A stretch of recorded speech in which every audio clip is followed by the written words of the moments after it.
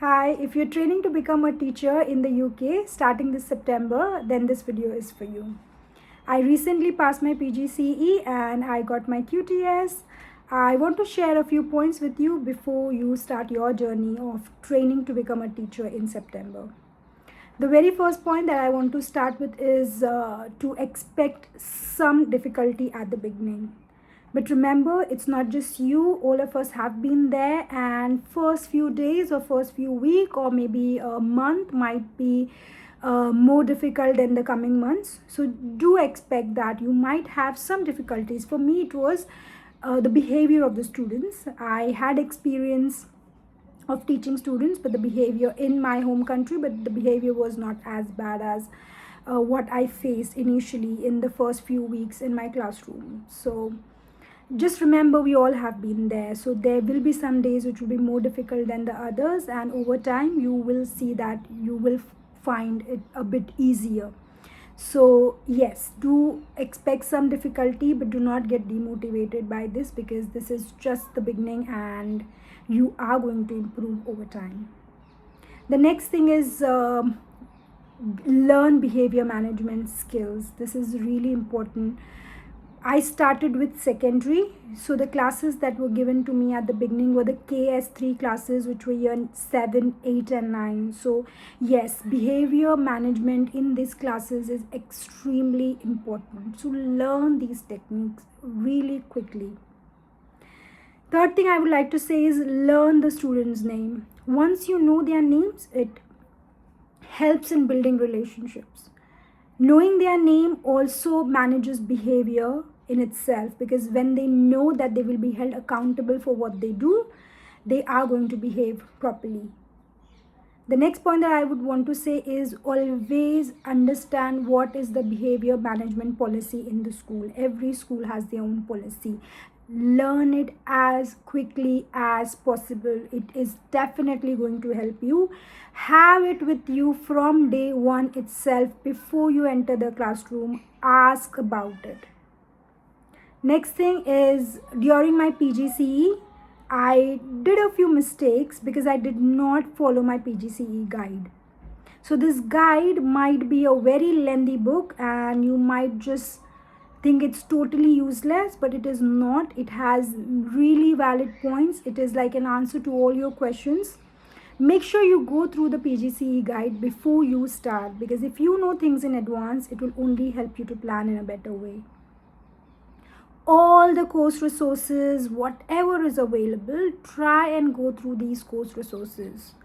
They are going to give you an understanding of what's going to happen over the next 1 year, and having this is really important. I goofed up in one of my modules, one of my assignments, only because I hadn't read my PGCE guide, and later when I saw everything was there, and because I had not read it, I did this huge blunder, because of which I had to redo my module, which is a lot to do.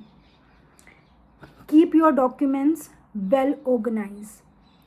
Every single paper, save it, keep it. You might need it because there are a lot of evidences that you have to provide. For me, I was lucky enough, my training institute itself was very well organized, and they would tell us everything was given to us in advance, and everything was very well kept in folders, very well organized.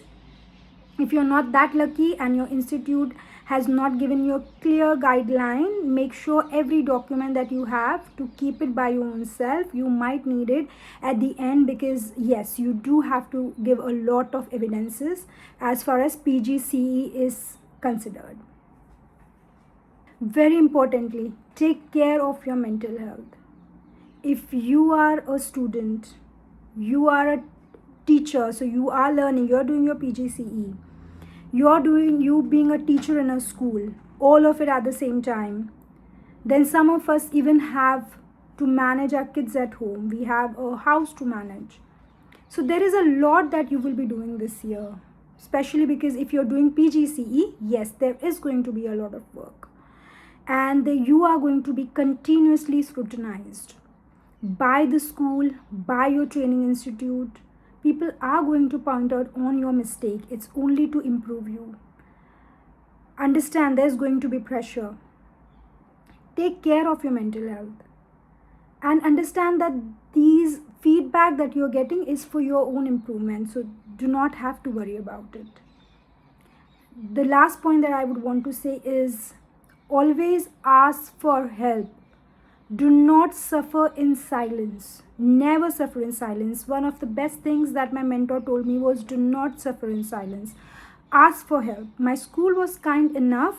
They really helped me. But my colleagues have had different experiences. They were not helped in the school, as in they were given extra duties. They were asked to do lunch breaks and other activities, or they were placed in for supervision of examination. That is not really what they were supposed to do. That is not something that a trainee teacher is supposed to do. Ask for help. If you find it really overwhelming, talk to your mentors, talk to your training institute, and they will definitely come for your help. These are a few tips that I can think of right now. If I have more, I am going to share with you. For all my fellow trainee teachers, all the best. Start well. As I told you, pay attention towards your mental health. It's all going to be fine. It's all going to be okay. You're just a trainee teacher. You are expected to make mistakes. That's okay. Do not pressurize yourself, and just be confident, and you will be able to do it. Thank you. If I can do it, you can do it. Thank you.